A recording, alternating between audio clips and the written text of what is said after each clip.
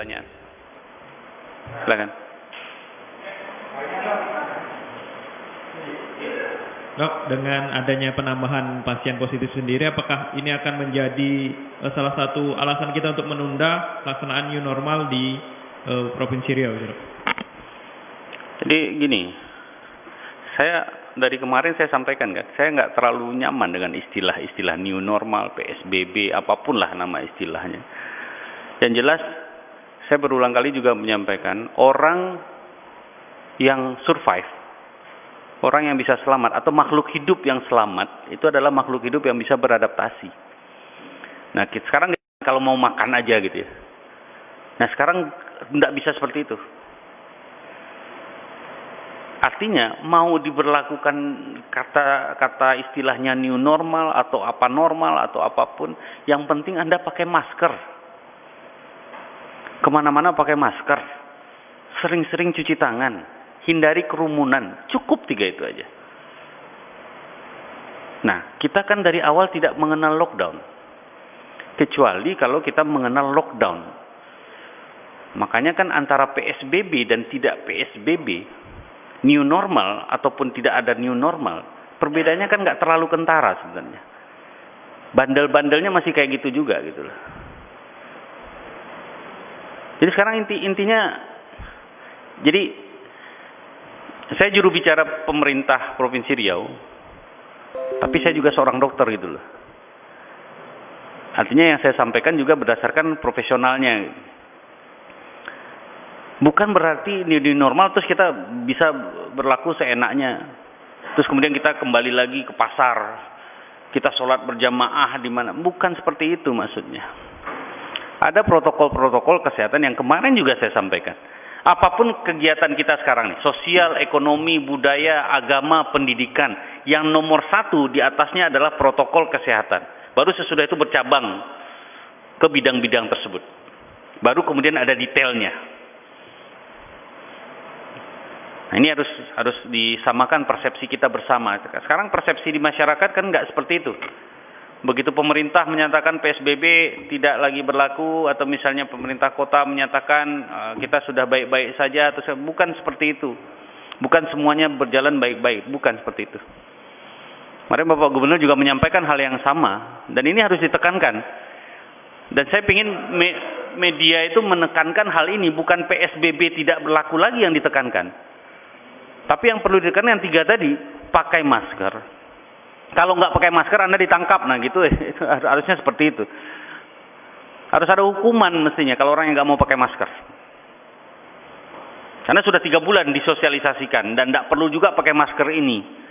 Pakai masker bedah, masker kain biasa pun boleh. Nggak ada kain, baju pun boleh diginikan.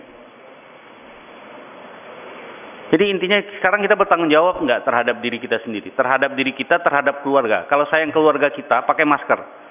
Karena kalau nggak, Anda nggak pakai masker, terus di luar Anda berkeliaran, ada orang kena, terus Anda bawa pulang ke rumah. Nanti kalau anaknya sakit, jangan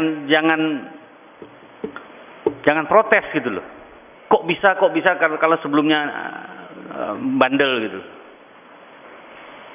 Jadi jangan berpikir ini buat petugas kesehatan, bukan buat pemerintah, bukan buat saya, Anda, keluarga kita sendiri gitu. Ya. Oke. Ya. Apa bedanya penerapan new normal ini dengan herd immunity, Bang? Apa itu? Herd immunity. Herd immunity yang kayak gini. Herd immunity itu artinya kita dibiarkan mendapat imunitas sendiri. Akhirnya semua orang kena virus COVID-19, masuk virus COVID-19 ke tubuhnya, kemudian diharapkan sembuh.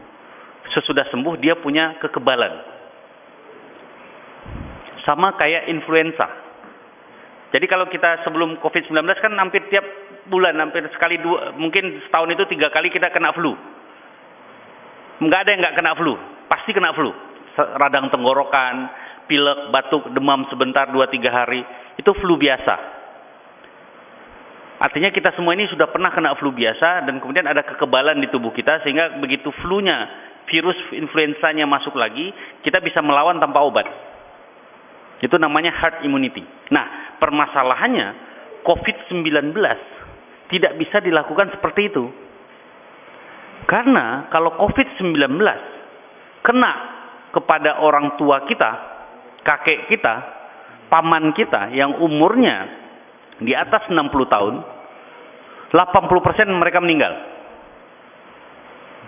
Artinya kalau kita bebaskan ini, biarkan kayak yang melakukan seperti ini adalah negaranya Swedia. Swedia tidak mengenal social distancing atau physical distancing dari bulan Maret, April, dan Mei awal. Mereka biarkan, mereka harapkan masyarakatnya kena semua, kemudian kebal. Ternyata hal yang mereka lakukan menimbulkan dampak yang luar biasa. Angka kematian Swedia termasuk paling tinggi di dunia. Angka kematian Swedia itu hampir mencapai 14%, 13% lebih. Artinya dari 100 pasien COVID, 13 meninggal. Apakah kita mau seperti itu? Tentu tidak. Karena nanti yang berisiko bukan yang ini, yang umurnya di bawah 60. Yang berisiko siapa? Ya orang tua kita, kakek kita, nenek kita. Saya pikir nggak ada pernah, kalau orang waras nggak ada yang ikhlas orang tuanya sakit karena COVID terus meninggal, itu saya pikir nggak ada. Itu dia herd immunity. Tadi perbedaannya dengan apa tadi pertanyaannya? New normal yang diterapkan. New normal itu bagian dari kegiatan kita yang berlaku supaya kita bisa melakukan suatu kegiatan sosial, ekonomi, kebudayaan, agama, dan pendidikan kembali, tetapi dengan cara yang berbeda. Semuanya akan berbeda. Termasuk bagaimana kita antri.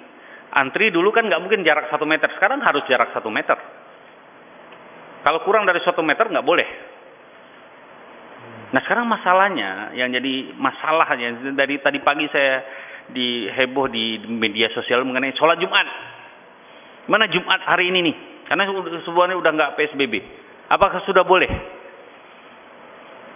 Sekarang logikanya, jumlah kasus positifnya masih ada terus.